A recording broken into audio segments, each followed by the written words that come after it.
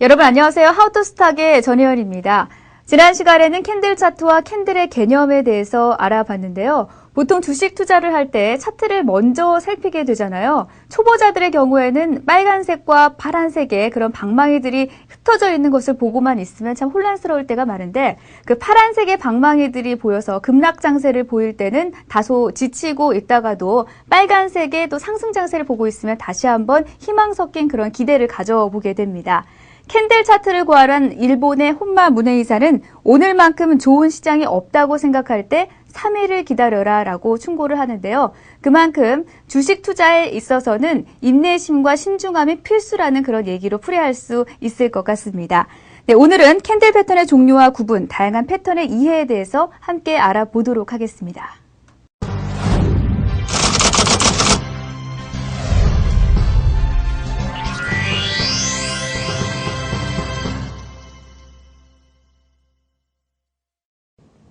이번 시간에는 캔들 차트 분석에서 캔들 차트의 다양한 패턴에 대해서 배워보도록 하겠습니다. 학습 목차입니다. 다양한 패턴, 한 개의 캔들로 이루어진 반전형 패턴과 두 개의 캔들로 이루어진 반전형 패턴을 보도록 할 텐데요. 이 첫 번째 강의 시간에는 반전형 패턴에 대해서 살펴보겠고 그 다음 시간에는 지속형 패턴에 대한 부분도 살펴보도록 하겠습니다. 자, 우리가 주가를 반전형 패턴에 대한 부분을 많이 연구를 하게 됩니다. 그 이유는 뭐냐면 하락하던 과정 속에서 다시 주가가 상승하기를 원할 때, 즉 하락하던 과정 속에서 주가가 상승하는 시점을 찾고자 하고 상승하던 과정 속에서 하락하는 시점을 찾고자 하기 때문에 이러한 주가가 반전이 되는 시점에 대한 부분 패턴 연구가 많이 이루어지게 되어 있습니다. 그래서 이 반전형 패턴에 대한 부분이 어떠한 패턴보다도 중요하겠다 이렇게 말씀을 드리도록 하겠습니다.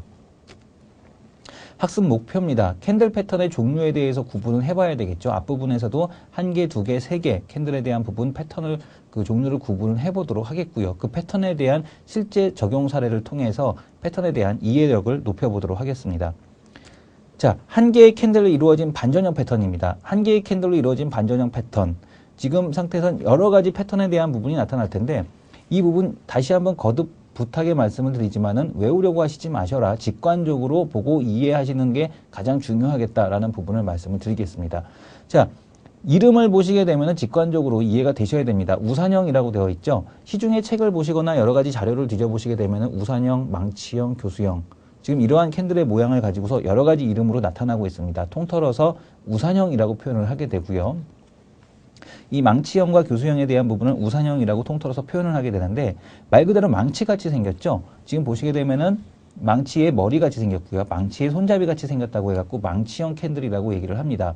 자, 반대로 교수형에 대한 부분은 몸통이 짧은 패턴에 대한 부분을 바로 교수형이라고 표현을 하게 되겠죠. 꼬리가 길고 몸통에 대한 부분이 짧을 때, 몸통이 거의 없거나 짧을 때 교수형이라고 표현을 한다. 우리가 앞부분에서 배웠던 잠자리형하고 많이 유사하겠네요. 그죠? 몸통에 대한 부분이 짧기 때문에 잠자리형과 유사하다.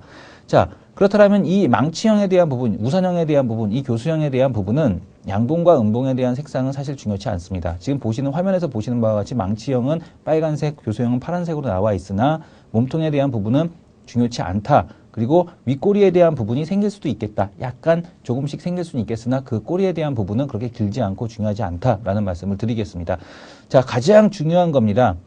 한 개의 캔들로 이루어진 반전형 패턴이건 어떠한 몇 개의 캔들로 이루어진 반전형 패턴이건 간에 가장 중요한 것은 바로 발생의 위치에 따라 의미가 달라진다는 겁니다. 패턴에 대한 패턴 분석에서 가장 중요한 것은 발생하는 위치에 따라서 그 캔들의 의미가 달라지게 된다는 얘기죠. 즉 해석이 달라지게 된다는 얘기입니다. 이 부분 꼭 기억하십시오.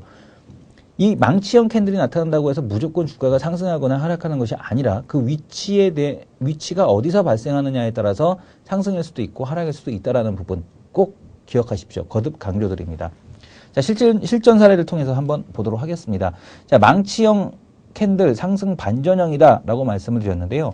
하락하던 과정 속에서 망치형 캔들이 발생을 하게 되면 하락하던 주가가 다시 상승으로 반전되는 것을 볼 수가 있습니다. 이것을 바로 망치형 캔들 이후에 상승 반전하는 패턴이 되겠고 교수형 캔들을 보시게 되면은 교수형 캔들 상승하던 주가가 교수형 캔들이 발생하게 되면 그 이후에 주가의 흐름이 하락으로 나타나게 된다. 자, 망치형 상승 반전형, 교수형 하락 반전형. 자, 이 부분이 밑에서 발생하게 되니까 망치형이 되는 거고 위에서 발생하니까 교수형이 되는 거겠죠. 발생 위치에 따라서 이름도 달라지게 된다. 이렇게 보셔야 될 것 같습니다. 자, 앞부분에서 배웠던 영망치형입니다. 상당히 반갑죠. 단기 바닥 임박 신호다. 자, 영망치형에 대한 부분도 역시 마찬가지였습니다. 발생 위치에 따라서 달라진다. 앞부분 강좌에서도 제가 뭐라고 말씀을 드렸습니까? 앞부분 강좌에서도 영망치형에 대한 부분 발생 위치에 따라서 달라진다. 반전형 패턴의 아주 기초가 되는 가장 중요한 그 패턴 중에 하나일 텐데요. 단기 바닥 신호가 임박을 해 있다라는 캔들입니다. 바닥에서 하락하던 주가 과정 속에서 발생하게 되면은 바로 단기 바닥 임박 신호다. 중요한 것은 이 망치형에 대한 부분, 영망치형에 대한 부분은 뒤에 나오는 캔들 패턴이 유성형과는 상당히 유사해 보입니다. 근데 지금 화면에 보셨듯이 유성형과 영망치형의 다른 부분, 색상이 다릅니까? 중요한 건 색상보다도 더 중요한 것은 몸통의 크기입니다. 꼬리가 몸통보다 길지 않을 때 이것을 영망치형이라고 얘기를 하고요. 뒤에 보이는 유성형은 꼬리에 대한 부분이 길 때 바로 유성형이라고 얘기를 합니다. 자, 현재 지금 보시게 되면은 영망치형에 대한 부분은 꼬리가 몸통을 넘지 않는다. 다음날 갭 발생 시 신뢰도가 높다. 뭐 여러 가지 조건에 대한 부분이 따라붙을 수 있겠지만 하락하던 과정 속에서 영망치형에 대한 부분 캔들이 발생하게 되면 그 이후에 주가의 흐름은 상승으로 나타나게 되는데 좀 더 영망치형을 자세하게 보도록 하겠습니다. 자, 영망치형 바닥권에서 거래를 수반하면서 저렇게 윗꼬리를 단다는 얘기는 어떤 의미가 있냐면은 바로 주가가 차익 실현에 대한 매물을 맞았다라는 얘기입니다. 단기적인 매매를 하시는 분들의 차익 실현 매물을 맞았기 때문에 그 다음날 이후에 주가가 상승이 나타나게 되면 갭상승이 나타나게 되면 그 이후로 주가가 계속해서 상승할 가능성이 높다라는 것을 얘기하는 거겠죠. 그래서 이 영망치형 캔들에 대한 부분은 바닥을 단기 하락하던 과정 속에서 나타나게 됐을 때 상당히 신뢰성 높은 패턴에 대한 부분이 될 수 있다. 이렇게 말씀을 드리겠습니다. 자, 유성형. 영망치형하고 상당히 비슷한데 어떻습니까? 꼬리에 대한 부분이 더 길 때 우리가 유성형이라고 표현을 하게 됩니다. 양봉이냐 음봉이냐는 사실 중요하지가 않습니다. 양봉이냐 음봉이냐는 사실 중요치가 않은데 상승하던 주가에서 이런 그 유성형 패턴에 대한 부분이 출현을 하게 되면 상승하던 주가가 단기적으로 다시 하락으로 전환이 된다라는 거겠죠. 자, 그래서 이 유성형에 대한 부분 영망치형과 상당히 비슷하지만 지금 보시게 되면 반전형 패턴으로서 상당히 중요한 캔들이다. 이렇게 말씀을 드리겠고 단기 천장 임박 신호다. 말씀을 드리겠습니다. 자, 삿바형입니다. 지금 앞부분에서 장대 양봉에 대한 부분일 텐데요. 앞부분에서도 뭐 아랫꼬리 장대 양봉이라고 배웠었는데 이 부분은 윗꼬리 장대 양봉 정도로 표현을 할 수가 있을 것 같습니다. 자, 상승 삿바형. 하락 삿바형. 삿바형은 이렇게 상승 삿바형과 하락 삿바형 두 가지 캔들에 대한 부분으로 나타날 수가 있을 텐데 상승형은 장대 양봉, 하락형은 장대 음봉이다라고 보시면 됩니다. 자, 앞부분에서 배울 때 장대 양봉이라는 것은 상승 출발에 대한 것을 얘기하는 거겠고 장대 음봉이라는 것은 무엇을 얘기하는 겁니까? 하락에 대한 출발을 얘기한다라고 말씀을 드렸죠. 그래서 몸통이 길수록 신뢰도에 대한 부분이 높다라고 말씀을 드렸고요. 거래가 많을수록 신뢰도가 역시 높다 이렇게 말씀을 드렸습니다. 진입에 대한 타이밍은 상승형 같은 경우는 다음 눌림목에 대한 부분, 이 말이 참 어렵네요. 눌림목에 대한 부분은 다음 시간에 설명을 드리도록 하겠습니다. 하락형은 당일 매도가 바람직하다라고 했는데 이 진입에 대한 부분은 조금 더 나중 시간에 말씀을 드리도록 하겠습니다. 자, 그래서 상승 삿바형 보시게 되면은 하락하던 주가가 이런 장대 양봉에 대한 부분, 윗꼬리가 아주 짧은 장대 양봉을 상승 삿바형이라고 얘기를 하죠. 이런 상승 삿바형에 대한 부분이 출현을 했을 때 그 이후로 추세적으로 상승할 가능성이 높다. 상승하던 주가가 이런 장대 음봉을 두드려 맞았을 때 거래에 대한 부분도 상당히 많이 실었네요. 이렇게 됐을 때 주가가 하락으로 전환될 가능성이 높다.